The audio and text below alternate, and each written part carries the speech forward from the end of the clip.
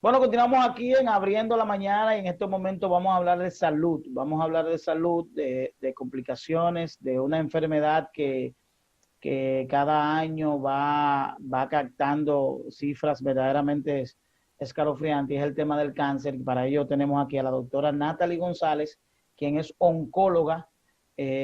Buenos días, doctora. Buenos días y muchísimas gracias a ustedes por la invitación. Doctora, hemos querido invitarla para hablar de esta enfermedad que es el cáncer, que verdaderamente ciertamente nadie está exento a en cualquier momento dar positivo en una de estas modalidades que tiene el cáncer. Y quisiéramos Ciertamente. ver qué dinámica se da, qué protocolos se guardan en medio de esta pandemia.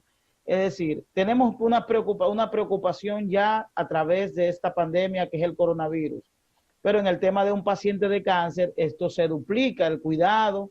¿Cuáles cuidados hay que tener en este momento con una persona que esté pasando por una situación de cáncer? Sí, mira, realmente sabes que hay diferentes niveles de distanciamiento social, cuarentena obligatoria y va subiendo así la escalera de prevención. Y definitivamente un paciente con cáncer debe de cumplir una cuarentena obligatoria. El paciente con cáncer solo debe salir de su casa si es a tratarse, solamente. Si va a recibir tratamiento con quimioterapia o con radioterapia o hay que hacerle una cirugía que sea de emergencia, que se necesite hacer en el momento, porque entonces corre riesgo su vida por el cáncer. Ya el cáncer de por sí es una enfermedad que pone en riesgo la vida del paciente. ¿Qué quiere decir eso? Que independientemente que estemos en un tiempo difícil por la situación que tenemos con el COVID-19, no podemos parar el tratamiento con las personas con cáncer. ¿Por qué? Porque el cáncer en sí es un crecimiento anormal de células que se van a ir multiplicando, lo que quiere decir que según pasen los días, el cáncer va a ir aumentando y entonces no va, obviamente perdemos tiempo si no tratamos a los pacientes en el momento que tenemos que tratarlo, por lo que independientemente de la situación, tenemos que seguir tratando a los pacientes. Y entonces lo primero es ese paciente, solo va a salir de casa si tiene que recibir tratamiento. En mi caso, que soy oncóloga radioterapeuta, el paciente debe venir todos los días a una sesión de radioterapia. Entonces, ¿qué hacemos? Guardamos una distancia de 2 metros en cada silla. El paciente no puede venir con ningún familiar y si trae un familiar debe de Debe quedarse quedarse. en el piso de encima porque nosotros estamos en Clínica Abreu en el sótano por la parte de la radiación. Entonces, obviamente debe de venir con mascarillas, debe usar sus guantes y esperar que lo llamen para tratarse y luego dirigirse a su casa inmediatamente. Nuestro personal, por igual, porque tenemos que cuidar el personal también y al paciente para que no haya una recirculación viral y vaya a ser malo tanto para el personal médico, que es importante que siga sano, como para el paciente con cáncer. Entonces, tenemos medidas de seguridad extremas.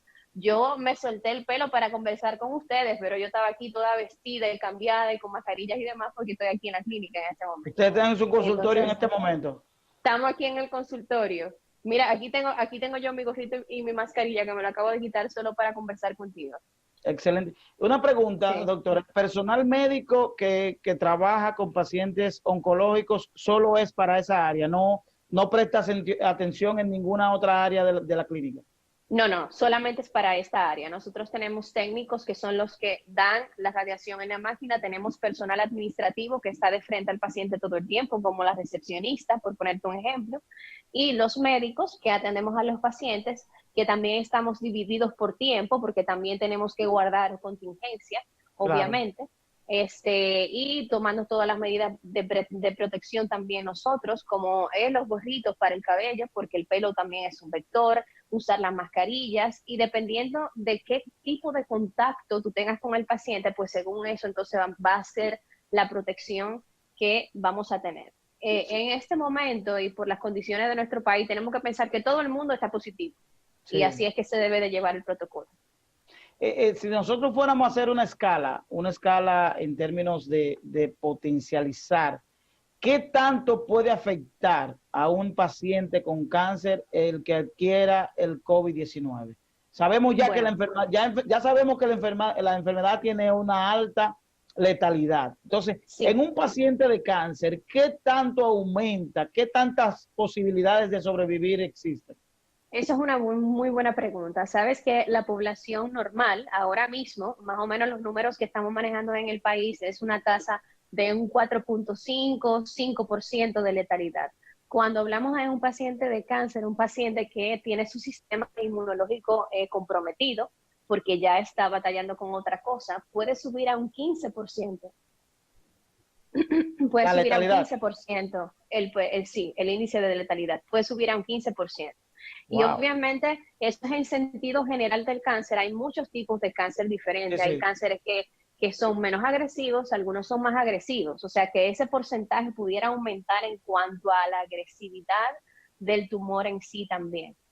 Tenemos, usted maneja estadística de qué número de personas con cáncer tenemos en República Dominicana. Sé que recientemente se aperturó un departamento donde lleva esas estadísticas a nivel oficial. ¿Se tiene recabado a nivel nacional el número de personas con cáncer en República Dominicana? El número de personas con cáncer, sí, hace poco tiempo que el INCAT, que es el Instituto Oncológico Sí. Rosemilia Tavares, tiene ya un centro de información, pero realmente para acaparar el país completo, estadísticamente a veces es un poco difícil porque sabes que nuestros pacientes van a la consulta ya muy tarde, cuando el cáncer ya Cuando está ya hay, sintomático. O sea que puede haber muchas personas con cáncer que no sabemos que tienen cáncer en este momento. Y ese es uno de los temas que realmente ahora nos preocupa también un poco, porque como las consultas están paradas, o sea, estamos sí. atendiendo pacientes que simplemente lo necesitan en este momento obligatoriamente su tratamiento. Entonces estamos haciendo pocos diagnósticos y también eso preocupa bastante, porque entonces estamos asustados por el COVID-19, pero entonces Y también estamos, estamos... y estamos obviando otras dolencias que pudieran ser eh, Exactamente, exactamente. Entonces eso también creo que vamos, como estamos haciendo hasta ahora, a aprender a vivir con esto, que definitivamente no va a pasar ahora. Creo que va a pasar bastante tiempo hasta que podamos encontrar o un tratamiento mucho más efectivo para el tratamiento del COVID, o que se pueda encontrar la vacuna y no sabemos cuándo eso va a pasar. Entonces, mientras tanto, no podemos dejar de tratar a los pacientes con cáncer. Eso sí es un hecho. No podemos dejar de tratarlo, pero tampoco podemos dejar de diagnosticarlo. Entonces, hay mucho pánico en la población, los pacientes también tienen mucho miedo, los pacientes tienen que tú convencerlos de que no pasa nada, vamos a usar todas las medidas de protección. Es más peligroso dejar de tratar el cáncer a que te quedes en la casa por todo el miedo que obviamente tenemos por el asunto del virus. ¿qué recomendaciones, doctora, a aquellas personas que probablemente entienden que no tienen ninguna afección? En algunos casos hay cáncer que no se sabe de qué manera reaccionan. ¿Hay alguna dinámica, algún protocolo, alguna patología que se pueda observar al momento de que una persona puede sentir una alarma para decir, bueno, esto que está pasando en mi cuerpo debo chequearlo? ¿Hay algún alarma en términos científicos que nosotros podamos detectar? Sabes que el cáncer es un tema muy amplio porque por lo general el cáncer da síntomas cuando está muy avanzado. O Uf. sea que uno puede tener algo y no saber que lo tiene.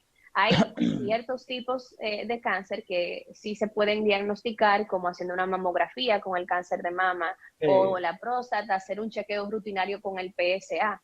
Pero vamos a suponer que en este momento, en este preciso momento que tenemos el COVID, haya una mujer que se palpe un nódulo en una mama y tenga miedo de ir al médico, pero obviamente ese Tiene nódulo, miedo de ir al médico para no exact, contagiarse, pero está perdiendo una exact, oportunidad preciosa que pudiera ser valioso para... exactamente, exactamente. Entonces ahí es que tenemos que comenzar ya a protocolizarnos de otra forma. Por ejemplo, ya tenemos médicos que están reabriendo su consulta, y te estoy hablando de médicos oncólogos. Bueno, mira, estamos abriendo la consulta nuevamente porque entendemos que hay pacientes que están teniendo un riesgo oncológico mayor porque no se está diagnosticando o por el mismo miedo o porque las consultas están cerradas, porque la mayoría de las consultas eh, eh, no se va al médico, sino por una emergencia.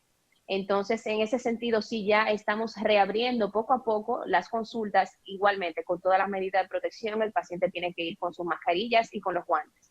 Hay algo que sí te quiero mencionar y es en cuanto a los guantes, y esto no solamente a los pacientes con cáncer, sino Sino a toda la población todo en el sentido general. mundo. Sí, yo veo mucha gente que sale con los guantes a la calle, pero sale inmediatamente con los guantes puestos. Yo te digo, los guantes son para, por ejemplo, voy al supermercado, justo antes de entrar al supermercado me los pongo, solo toco lo que voy a comprar, pago. Cuando me voy del supermercado los retiro y me monto en mi carro, manitas limpias, o me lavo las manos si hay la oportunidad y me voy. Porque veo muchas personas tocándose la cara con los guantes o tocando cosas que van a comer con los guantes, y eso es un uso totalmente inadecuado. Entonces creo que a veces el asunto de los guantes nos está desayudando en vez de ayudarnos. Se debe haber un uso correcto.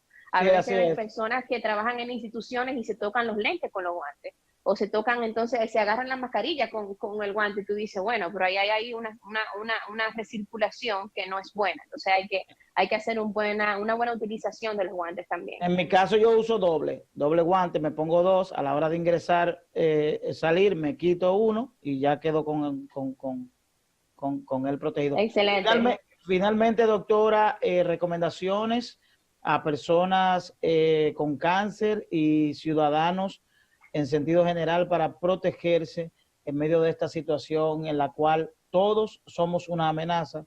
Debemos cuidarnos Sí. entre sí y entender que el virus no se ve en la cara, en algunos momentos puede ser asintomático, por tanto cualquiera puede ser portador del mismo. Algunas recomendaciones en términos de prevención, especialmente para pacientes con cáncer, que sé que tienen una alta vulnerabilidad en medio de toda esta situación.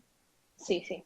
No es que los pacientes con cáncer se van a contagiar más, es que si se contagian obviamente le va a ir peor. La letalidad es más alta. Exactamente. Entonces esas son las mismas medidas que para la población. No salir de casa si no es estrictamente necesario. Los pacientes con cáncer solo deben salir a su tratamiento o a su consulta médica únicamente, no tienen que asistir a ningún lugar. Si están en la casa, no es que vamos a confinar a un paciente con cáncer en una habitación, porque también lo vamos a entrar en un estado depresivo, pero debe tener una habitación para él solo, debe beber en un mismo plato, debe comer beber en el mismo vaso. O sea, cada persona de la casa debe de tener un uso personal de todas sus cosas. Eso de salir solamente si es necesario, en los pacientes con cáncer eso es obligatorio, solamente para su tratamiento, cero supermercados, cero ir a otro lugar, eso debe hacerlo otra persona de la familia. El uso de la mascarilla, que es obligatorio para todo ahora, y un uso correcto de los guantes. Y los médicos, obviamente, estar pendientes de si hay alguna sintomatología o de si el paciente presenta fiebre, llevar entonces el protocolo para poder entonces No, saber si hay una no hay posibilidad, posibilidad. doctor, discúlpeme, de que se le pueda dar algún tipo de esos tratamientos de quimio o radio. No hay posibilidad de que sea en el hogar. Siempre el No, equipo es un equipo sí. que debe estar en un lugar con ciertas características.